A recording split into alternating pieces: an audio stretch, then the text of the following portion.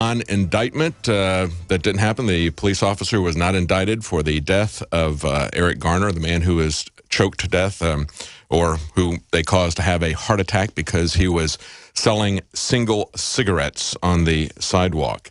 Something that New York City is very serious about, getting their taxes and, of course, harassing petty crime that they can get revenue out of, letting the serious crime go. That was a story of Adrian Schoolcraft, a New York City cop. And I talked about what he did, recording the police for a couple of years. Let me tell you what they did when they found out about it. As we see so often, it's not the person who exposes, when illegal activity is exposed by a whistleblower, they don't arrest the people who are conducting the illegal activity, as we see over and over again. No, they arrest the whistleblower. In this case, they came to his apartment. I think it was the second in command at the New York City Police Department.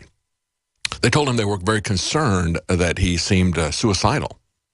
And for his own protection, they were going to put him in an insane asylum. And he recorded this. He was wired in his own apartment recording that. And they, of course, knew that he had been recording him. So they found that recording. What they didn't find was the recorder that he had put on the shelf. He had actually a second one. His father was a retired cop. And when he went missing, because they took him and put him into an insane asylum, he was there for several days before his father, the retired cop, was able to find him. He began a large lawsuit of the city of New York, and he was a key witness in the stop and frisk cases and hearings that were going on, where the New York City Police Department would just stop people on the street and frisk them for no apparent reason, for no probable cause. Now, we're going to look at some good cops. We've had some, besides Adrian Schoolcraft, we've had several cops actually file suit in Illinois. We're going to talk about that story, saying that their police department was essentially telling them to do the same thing that the New York City Police Department was. Just go out and arrest people to get your quotas up. And they said, we don't want to arrest people without probable cause. So we're going to talk about that. I also want to get your reactions to things. And, of course, we're going to have, as I said, Paul Joseph Watson joining us in the next hour. Before I go to your calls, I'll let you know about the specials that we have here at the InfoWars store. These are Christmas specials. We have free shipping store-wide. We have Prison Planet membership that was $60, is now down to $29.95 a year. That's 7 months for free. That's only $2.50 a month, and you can share that with up to 20 other friends. In other words, they break it down here. That would be 12 cents a person per month.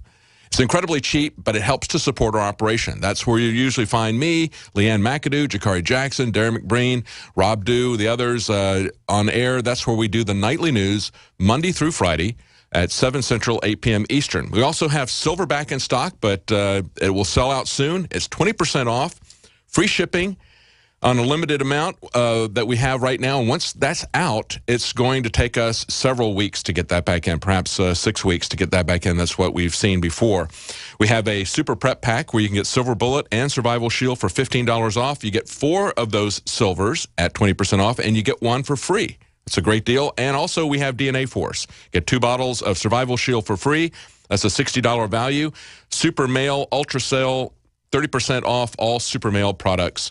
30% off all Super Female. So check that out at the InfoWars store. You'll see that link on our website. Now, I want to go to some of your calls, but first I want to just hit some of the high points, some of the headlines of some of the other articles we're going to talk about later on in the show. We have Texas has filed as part of a 17-state lawsuit challenging Obama's unconstitutional amnesty executive action. And, of course, our governor-elect is the current Attorney General, Greg Abbott. He has sued the federal government over a lot of illegal activity, and it's been a target-rich environment, actually, under the Obama administration. He's leading that lawsuit, and Texas is, so it'll be interesting to see what happens with that.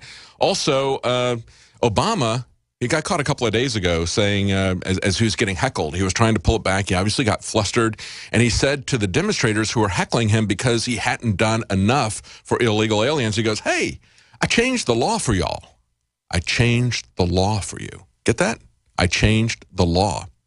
It said 22 times, hey, we don't live in a dictatorship. We got a constitution. I just can't arbitrarily change the law. That's not how the country works. But then when he's under pressure with some hecklers, he said, hey, I changed the law for you. Now he's trying to walk that back. He says, well, you know, he was just speaking colloquially when he admitted to violating the Constitution, acting as a dictator. This is something that has been building under Republicans as well as Democrats. And I say Republicans are even more guilty about it because they keep telling us that they're going to do something about it, and their opposition lasted all of 5 minutes after the election, as they were pointing out yesterday. They didn't do anything about it. Yet, the only thing they did when they came back after the election before they left again for Thanksgiving holidays was to pass the Keystone Pipeline for the 9th time. And I've probably said that on air 9 times, and I'll keep saying it because they know the Keystone Pipeline legislation they passed was never going to go past the Senate. And, of course, the president would have vetoed it. And yet they tell us they can't do an impeachment for all the criminal illegal activities of the Obama administration. All they need is one of them. All they need is using the IRS against political enemies, doing it at a scale and a scope that Richard Nixon never even conceived of, from what we can see in the impeachment articles there. He wasn't accused of that. I'm sure he probably could have conceived of it. He had some pretty dark thoughts, I'm sure, but he never did anything, the scope and the scale of what Obama has done.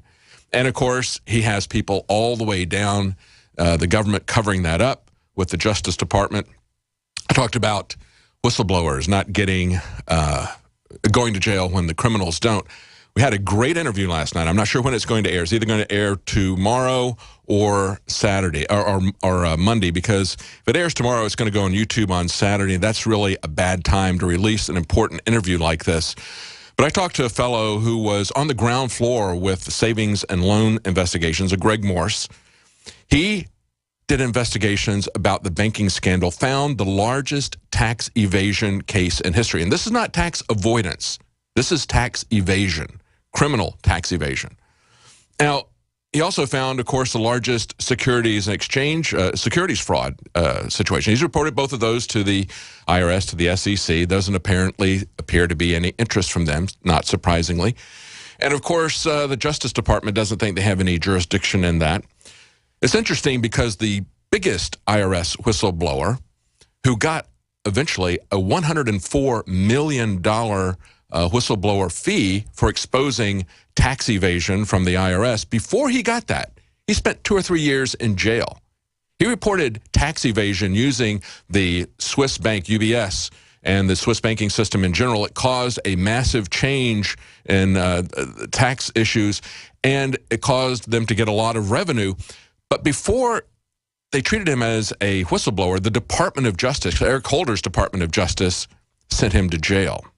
Yeah, he exposed criminal activity, and only the whistleblower goes to jail. None of the bankers ever went to jail. Even after they completed the investigation, found these guys guilty, none of the rich and powerful, none of the criminal bankers did it. Now, this interview is interesting because this interview actually is not just a historical expose of wrongdoing. It shows what is actually still going on, how they are using this money into channeling it into black operations that are going to be funding, taking down other governments, funding terrorism, funding drugs, that sort of thing. It's really like the Iran-Contra scandal, except instead of being funded by illegal weapon sales to Iran, instead of being funded by crack cocaine, their black operations are being funded by stealing your mortgage.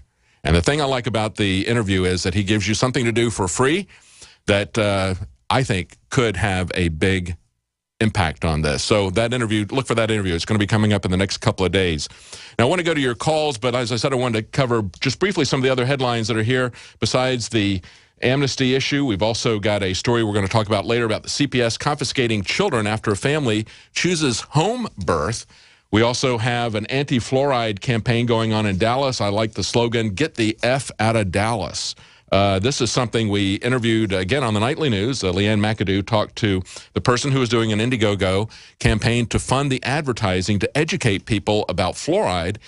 And listen, if fluoride is medication that is safe and effective, then why would you put it in the water supply? If you don't control the dosage of something that is safe and effective in a controlled dosage, if you don't have any control over the dosage, if you're dumping it in the water supply, you don't have any control over the dosage that people are getting.